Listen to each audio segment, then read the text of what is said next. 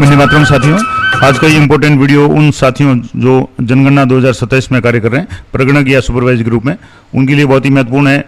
मैंने पिछले वीडियो में बताया था कि अगर आप किसी भी कारण से अपनी आईडी भूल गए हैं, यूजर आईडी जो आपके एचएलओ ऐप में भी काम आएगी और CMMS पोर्टल पे भी आप लॉगिन के काम आएगी।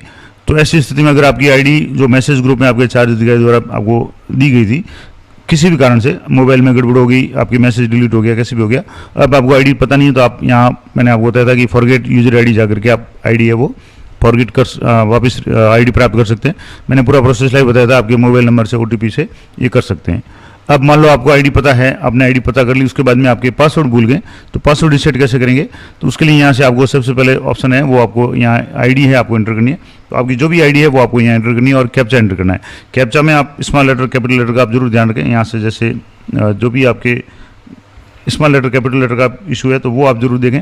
यहाँ से जैसे स्मॉल लेटर कैपिटल लेटर अगर नहीं है तो आप यहाँ से इसको रिफ्रेश करके दूसरा कैप्चा भी प्राप्त कर सकते हैं। अब यहाँ आपको आईडी एंटर करनी है, आईडी आपकी जो मिली है वो एंटर करनी है।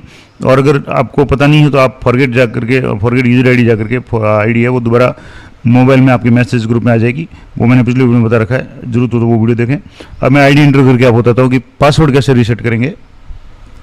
तो जब आपने आईडी प्राप्त कर ली, यूजर आईडी आपने फॉरगेट यूजर आईडी पे जाकर के आईडी प्राप्त कर ली, वो आईडी आपको यहाँ एंटर करनी है।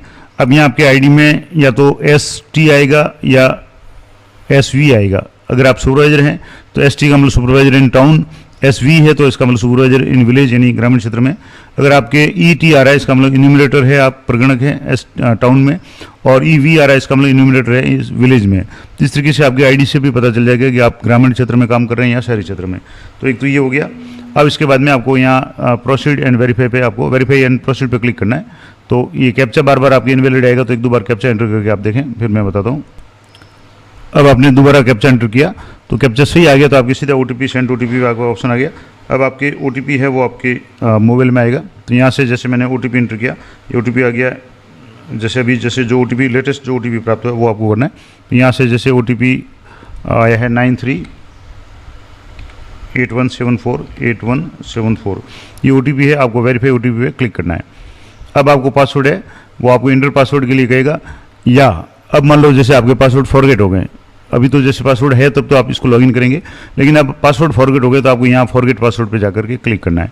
यहाँ जैसे आप पासवर्ड फॉरगेट पे क्लिक करेंगे तो आपको यहाँ नया पासवर्ड इंटर करने के लिए कहेगा। आप पासवर्ड इंटर करने के उसमें मिनिमम कैरेक्टर 8 होने चाहिए, मैक्सिमम कैरेक्टर 20। इसके अलावा एक एटलीस्ट 1 जो है न्यूमेरिक कैरेक्टर होना चाहिए, 0 से 9 के बीच का एक अंक होना चाहिए।